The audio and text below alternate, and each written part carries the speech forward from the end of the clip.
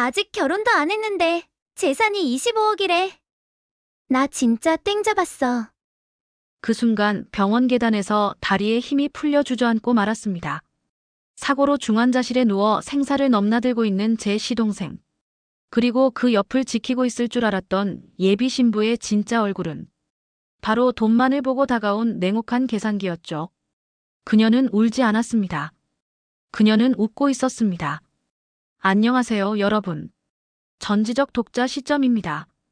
오늘은 사랑이라는 이름 아래 감춰졌던 거짓된 민낯, 그리고 가족의 이름으로 지켜낸 뜨거운 진심의 이야기를 들려드리려 합니다. 사람의 진심은 언제 드러나는지 오늘 이 이야기를 통해 꼭 확인하시길 바랍니다. 구독, 알림 설정은 언제나 무료입니다. 사연이 마음에 닿았다면 조용한 댓글 응원도 부탁드릴게요. 그럼 오늘의 이야기 시작합니다. 안녕하세요. 저는 올해 40이 된 평범한 주부입니다. 남편과는 결혼한 지 12년이 되었고 시댁과도 꽤 가까운 관계를 유지해왔죠. 이야기의 시작은 지금도 생각하면 속이 뒤집힐 만큼 분노가 솟는 시동생의 사고 당일, 그리고 그날 병원 계단에서 들려온 한 통화 내용입니다. 나 땡 잡았어. 아직 결혼식도 안 했는데. 재산만 25억이래. 완전 대박이지. 그 소리를 들은 순간 저는 다리에 힘이 풀려 주저앉았습니다. 그 통화의 주인공은 다름 아닌 동서, 그러니까 제 시동생의 예비 신부였습니다. 그날 제 시동생은 교통사고로 중환자실에 있었고 생사를 넘나들고 있던 바로 그 순간이었죠. 하지만 그녀는 웃고 있었습니다. 제 시동생은 저보다 9살 어린 시부모님의 늦둥이 외아들이었습니다. 남편과는 나이차가 많았기에 사실상 저는 시동생을 어린 시절부터 아들처럼 보며 지냈죠. 그 아이는 정말 착하고 성실한 아이였습니다.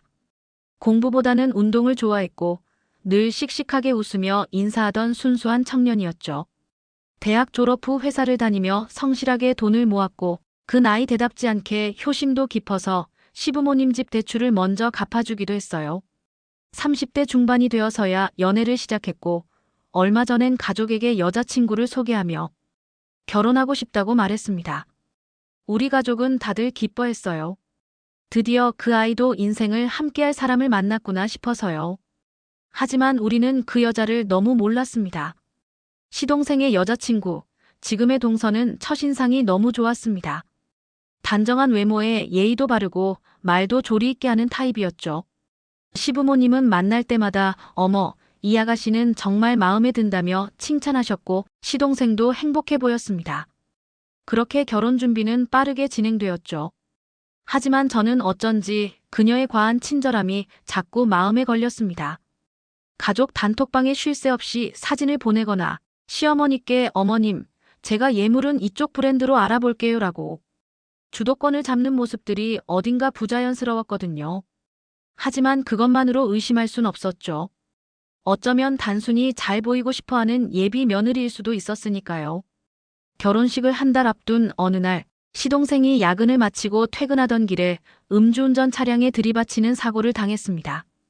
그날 새벽 가족 모두 병원으로 뛰어갔고 저는 응급실 앞에서 망연자실한 채로 서 있었죠. 의사는 말했습니다.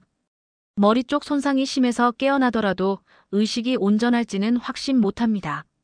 시어머니는 기절하셨고 남편은 멍하게 벽만 쳐다봤습니다. 그 와중에 그녀, 그러니까 예비 동서는 얼굴에 눈물 한 방울 없이 묵묵히 앉아 있었죠.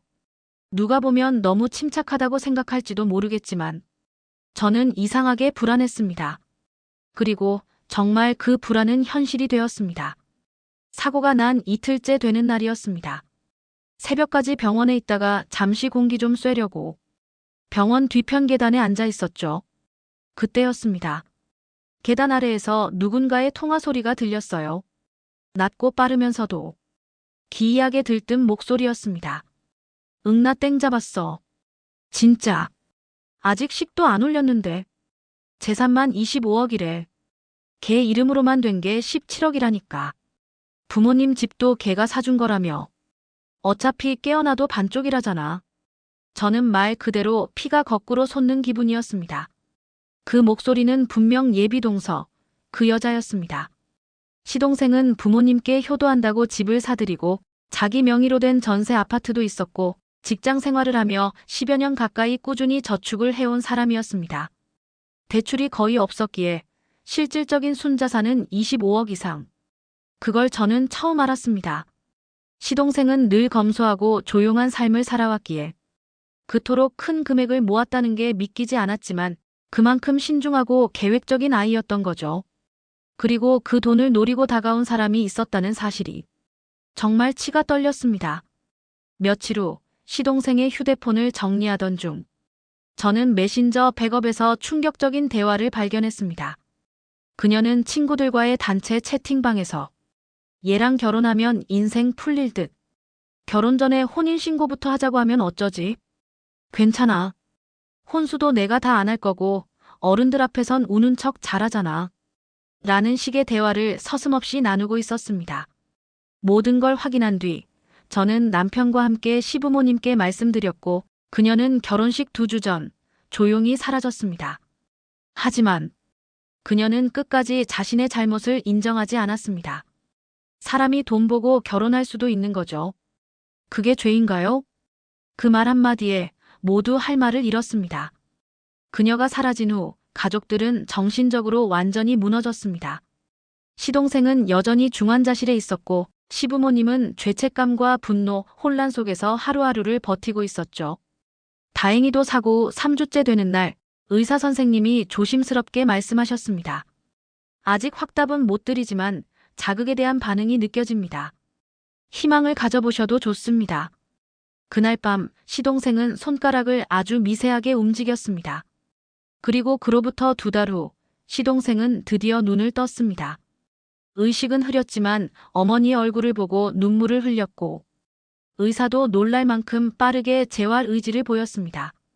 그 순간 우리는 깨달았습니다. 그 어떤 돈보다 값진 건 바로 이 아이의 숨결이라는 걸요. 그녀는 떠났고 돈도 사라졌지만 남은 사람들은 진심으로 서로를 지키며 다시 살아가기 시작했습니다. 시동생은 아직도 재활치료 중이지만 휠체어를 밀며 웃을 수 있게 되었고 이젠 가끔씩 제게 말도 겁니다. 형수, 내가 바보였죠. 아니야. 넌 바보 아니야. 사람을 잘 믿은 것뿐이야. 그게 죄는 아니니까. 여러분, 사람의 진심은 언제 드러날까요? 함께 웃는 날? 아니에요. 누군가가 쓰러졌을 때 그 옆을 지키는 사람이 누구인지 보면 됩니다. 누군가는 땡 잡았다며 통화했고, 누군가는 밤새 손을 놓지 않았고, 누군가는 자신보다 아픈 사람을 먼저 안았습니다. 오늘의 사연은 단순한 배신의 이야기가 아닙니다. 사람이 무엇을 보고 사랑하고 무엇을 믿고 결혼을 준비해야 하는지 그 본질을 되짚어보게 만드는 이야기입니다. 혹시 여러분 주위에도 겉은 예쁘고 말은 다정하지만 속으로 계산기를 두드리는 사람이 있진 않나요? 제 이야기가 그런 사람을 멀리하는데 도움이 되었길 바랍니다. 오늘 이야기가 마음에 남았다면 구독과 좋아요, 그리고 댓글로 함께 기억해주세요. 여러분의 따뜻한 한마디가 다음 이야기를 시작하게 합니다. 그럼 오늘도 마음 포근한 하루 보내세요.